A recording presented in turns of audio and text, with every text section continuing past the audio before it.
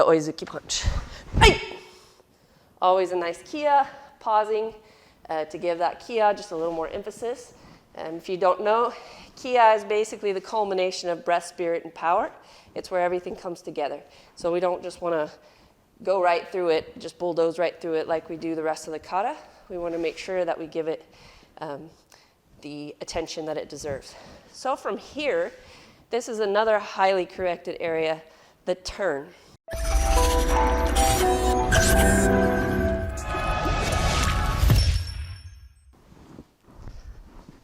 Welcome. My name is Sensei Sarah with Global Martial Arts University, and I am one of the Shotokan instructors.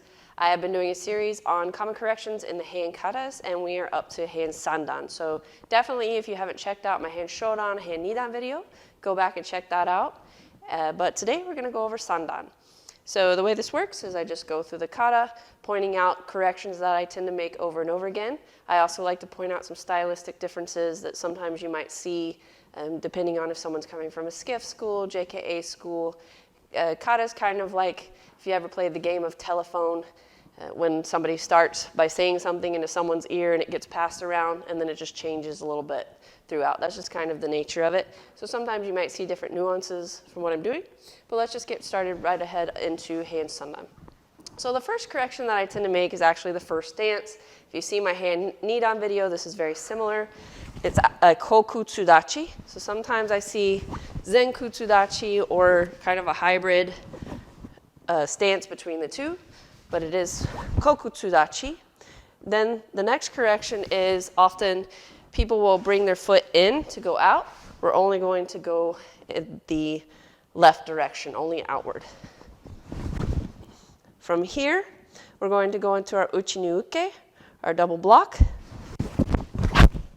Okay, and when we do this, what I often correct is people tend to bring this block in very tightly to their body. That would be a completely ineffective block. And if you think of it as the individual is an uchi uke and a gidan barai, you wouldn't tuck them in tightly like this. So don't tuck them in tightly when you do it as a double block. Another thing we want to practice is getting the knuckles even. You could do that if you have a mat or a pad of some sort. You could practice making sure that your knuckles hit at the same time. Just up against a pad. I actually originally learned, my sensei had us doing sheetrock wall, which is good for toughening up the knuckles, not good probably later on for arthritis. So I would recommend using something padded. So from there, now if you notice, I come up a little bit.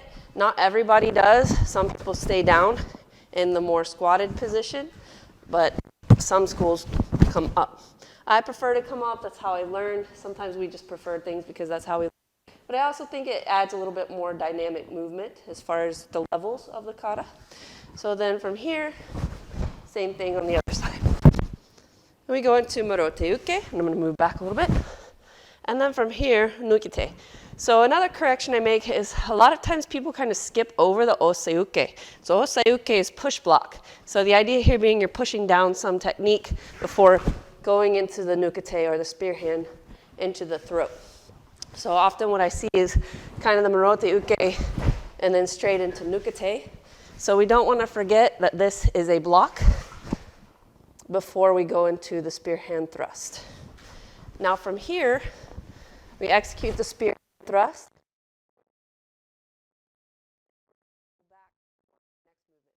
Now I'll explain that. And there's a children's toy, and many of you maybe have seen it. It's called a finger trap, and it's basically like woven straw or rattan, something of that nature, a grass of some sort, and it has a hole on each end, and you put your fingers in, and your fingers get stuck.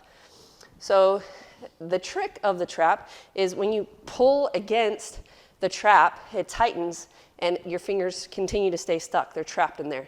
The way to get your fingers out is to push in, which loosens the weave and allows your fingers to come out. So when we do this movement with the nukite, when we push in, it's similar to that finger trap. The wrist is the skinny part. So if you imagine someone is grabbing me at the skinny part of my wrist, and I push in, my arm only gets wider as the hand goes down, allowing me their fingers to spread apart, allowing me to pull away. So basically I'm breaking apart. If I pull against it, it's like that finger trap. Their hand just tightens. So I want to push in, then pull back, and go into my tetsu uchi. Now this is another highly corrected area. The stance here is kibadachi. So even though this segment goes a little bit quickly, we do want to make sure that there's a nice kibadachi here. Often I see just all kinds of stances, just sloppy, just your feet aren't even, or it's not even the kibadachi at all. So you do want to make sure that you lock into kibadachi. And when you do that, one way you can do that, like I'm using this line right here in order to make sure that my feet are even and my toes are parallel. So, and practice it slowly, even though it does end up being quick. It's always good to practice it correct stances slowly. And then of course, the oizuki punch. Hey! Always a nice kia, pausing to give that kia just a little more emphasis. And if you don't know, kia is basically the culmination of breath, spirit, and power. It's where everything comes together. So we don't just want to go right through it, just bulldoze right through it like we do the rest of the kata. We want to make sure that we give it the attention that it deserves. So from here, this is another highly corrected area, the turn. We want to make this turn look very nice and smooth. And so what we want it to end up being is a timing of you not only turning, but moving your body up at the same time. So I'm going to show you what that looks like. I'll do it from multiple angles so we can see. So here I am on my oizuki. I'm going to do my turn. I'm going to imagine that there's a string connecting my right hand to my left foot. So those are going to move at the same time. At the same time, I'm going to work on timing being from this low position to ending up fully upright by the time I turn around. So there's two things going on here. So again, this hand with this foot, as well as the timing of my rising. So do that again from this angle. So this hand with this foot, and I want to end up upright at the end of the turn. So let me do that from another angle so you can see. Right hand, left foot at the same time as I'm rising. Okay? And now what I'm going to do is I'm going to change my angle to show you the next part. So in the next part, this is one of those times where there's a stylistic difference here. If you look at older Shotokan, and then some schools still do it to this day, there's Mikazuki Geri here. If you look at newer JKA, this is simply a knee raise. But either way that you choose to do it, or that your school does it, a Mikazuki Geri or a knee raise, what is important is that when you land, one, you land in nice kibadachi. Two, your shoulder roll ends as your foot lands. So often what I see is the land and then throwing the shoulder. Here's the thing with that. The idea here is this is a throw. You're rolling your shoulder so that someone goes off of you. So if I just land and then roll my shoulder, the only part doing the action is my upper torso and my shoulder. If I land and roll my shoulder at the same time, so the end of my shoulder roll occurs as my foot lands, then my whole body, from my knee to my hip, up through my shoulder, is doing the throw. So you can imagine which one is going to be more powerful, only using my torso, my upper body, my shoulder, or my whole body to do the throw. So when I do that section, I want the whole thing, okay?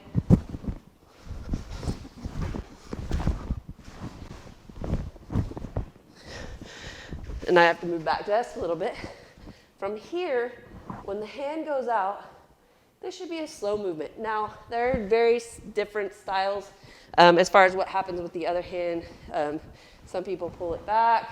Some people leave it on the hip until they do the turn. But either way, this is slow. Slow, and no kia here. A lot of times I hear a kia here. It feels almost like a kia moment, but it's not. So, step up. Ay! Okay, so I'm going to end this angle so that you can see as well. Okay, so when I come here, again, kibadachi, the punch should be like I'm elbowing my opponent as well as punching over my shoulder. So I see all kinds of hand configurations here. Should be here, and then as I go to the other side, same thing. Now, I often get the question about, do I look over my shoulder? Do I not look over my shoulder? I will pass on to you what my sensei told me. Whichever way you're going to do it the same on both sides. So if you're going to look over your shoulder, look over both shoulders. If you're not going to look over your shoulder, don't look over either shoulder. So, and then don't forget that kiai is the last movement. So you definitely want to make sure to get that kiai in. When kiais are the very last movement in a kata, they're almost, it's not that the kiai itself is more important, it's just that it's a highly remembered place to forget your kiai. So if you're at tournament and the last thing you do is forget your kiai, the judges are definitely going to remember that because it's the last thing. So always, always remember your kiais, but in particular, if it's the last move. So that is Heian Sandan. If you have any questions, let me know. Be sure to follow up with a series. If you haven't checked out Heian Sandan, Heian Nidan, do that. And then next time, which will be January, I believe, I will be doing Heian Yondan.